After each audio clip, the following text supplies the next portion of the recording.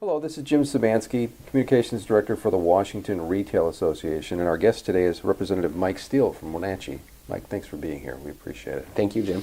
He represents the 12th Legislative District and serves on the Capital, Budget, Education, Technology, and Economic Development Committees. I'd like to start out by pointing out that you've served as Executive Director of the Lake Chelan Chamber of Commerce and also served on this, and perhaps still do serve on the Chelan City Council. And what I was curious about is what motivated you to seek state office from that takeoff point, as it were? Yeah, great question. So, I live in Chelan and have served on the City Council for almost 2 terms, but did step down when taking this office. And the motivation to seek this office was actually because of my work in the business community, my work as an advocate on behalf of the Chamber, but also as a trustee for the Board of Directors for the Association of Washington Business, and most recently the chair of the Washington Chamber of Commerce Executives. Okay. So I see these issues that have been kind of mulling around the state for quite some time, and I see the pressures that the budgets are bringing, that specifically the McCleary decision is bringing, and I was fearful that the first place the legislature would look was to small business. And I felt like I had the tools and the necessary abilities and skills to come and defend small business against additional overreach and regulation. Now you oversee finances for a family 112-year-old orchard business, yes. I noticed. Yeah. And that certainly, I would imagine, brings you in contact with government regulation to one degree or another. Could you speak to what you may have experienced there and why you're motivated as you are? Yeah, it's an incredible evolution that we've witnessed in my family. We've been a family of farmers for, as you mentioned, 112 years, and it's a very small farm, but it's a labor of love. It's a passion that's been passed down for generations, and we've watched the evolution of that endeavor change substantially due to regulation. My father, who's nearly 70, has had to adapt with electronic spray reports. We've gone from being allowed to use irrigation water in our orchards to only using domestic water on certain ag products, which of course drives the prices up. And as you know, Lake Chelan, one of the cleanest and most pure bodies of water in the state, is where our irrigation water is coming from. And so a lot of these regulations that we're having to deal with now make the cost of doing business on a small farm like ours almost insurmountable. And so how do you pass those traditions on to the next generation, something that we've stewarded for over 100 years? How do you do that in a way that's going to be reasonable and allow for them to still enjoy the same quality of life without having to parson it off and sell it off to make ends meet? It's never been the dream of my ancestors to see that happen, and I would hate to be the first generation that has to do that in order to sustain. Now, we were talking about agriculture here, but how important is the retail industry in your district in terms of its impact? Well, I think the vast majority of small business in my district is made up of retail, small business owners, mom and pop shops that are doing active retail in my district.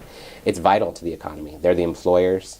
They're the youth sponsors, youth athletic sponsors.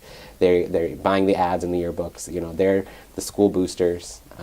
They're the scholarship donators. They are the auction donators. You name it, they are involved, and they are giving back to communities in huge ways. But not only that, they're employing our families, and they're making sure that the economies of our district continue to thrive and grow. And specifically in a district like mine that's so hugely dependent on tourism, small retail adds to the experience, and retailers specifically add to the experience that tourism brings into our area. So it's important. Now, our association and our members are appreciative of your sponsorship of House Bill 1352, the so-called Small Business Bill of Rights. Mm-hmm. Could you tell us a little bit about what it would provide were it to survive this legislature, and also why it ties in with what your motivation is? Yeah.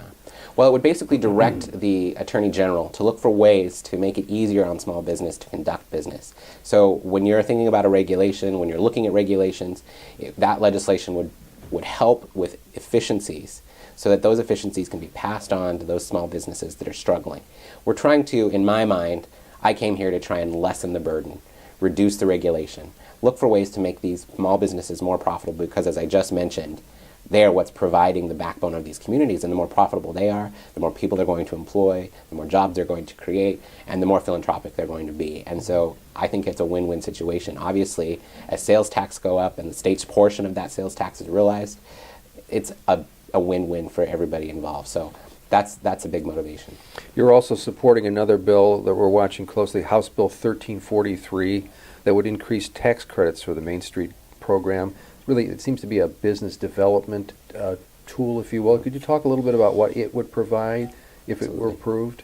Absolutely. Well, I think anyone that knows me and knows my business background knows that I'm actually pretty opposed to business and occupation tax in its form. But a tool like this, 1343, allows for businesses to take that business occupation tax that they already have to pay and keeps it in our communities locally, where it can be used, as you mentioned, for business economic development opportunities. And I represent several Main Street programs in my district, and one program specifically ran into roadblocks as it related to the deadlines and the allocation amounts. And so I wanted to make sure that that didn't happen again, and this legislation would accomplish that. Representative, you stated that you support a return to funding tourism in our state, which has not been happening for the past several years. It was a victim of the last recession in trimming costs, and there are a couple of bills floating around this session that promised to return some form of funding to tourism. What's the status of those bills, and what's your feeling about what you've seen so far in terms of those two bills? Yeah. Well, thanks for the question, Jim. You know that we happen to be the only state in the entire U.S. that does not have a state-funded initiative for tourism. And I think one of the things that indicates is we just don't understand the investment that tourism brings into a state. We don't understand the return on that investment that tourism brings into a state. And, you know, I think a lot of this just is a lack of education, a lack of understanding, where we need to help folks at the state legislature specifically understand places like Winthrop, Chelan, Leavenworth, who are doing tourism successfully. Their initiatives are successful, and they are returning dollars to those communities in tenfold ways. So I think the other piece of it is when we aren't actively engaged in a tourism initiative that's directing people from outside of our state in, we're losing market share. And that's my biggest concern. We don't know what amount of market share we've lost to date. And the longer we wait to fund this initiative, the larger the impact will be on the general fund, in my opinion. I don't think, though, those bills are going to have much likelihood of getting through the process, and really that comes down to budget and the McCleary decision. You know, it's really sucking the life out of all the dollars in the state, and so. The McCleary decision, we probably should explain, is a mandate from the state Supreme Court to fully fund education, and you're all in the midst of trying to find the dollars to do that. Right. All right. Right, and so, you know, with that, as we try to define basic education, that box seems to get larger and larger almost on a daily basis. So the funds necessary to address basic education seems to grow as well. And so until we can address that specifically, there won't be much left for anything else. Well, against that McCleary backdrop, then, when all is said and done, if you were to boil down what you hope your main accomplishment would be this session, what would that be? Well, as a member of the Education Committee and someone who is passionate about education in my district, and interestingly enough, we heard in committee this morning testimony on alternate forms of education, and in the 12th District we have several unique alternate education opportunities, including STEM and charter schools and private schools and of course your traditional models. And my hope would be, coming out of this legislative session, that we will solve the McCleary decision and that we will fully fund it.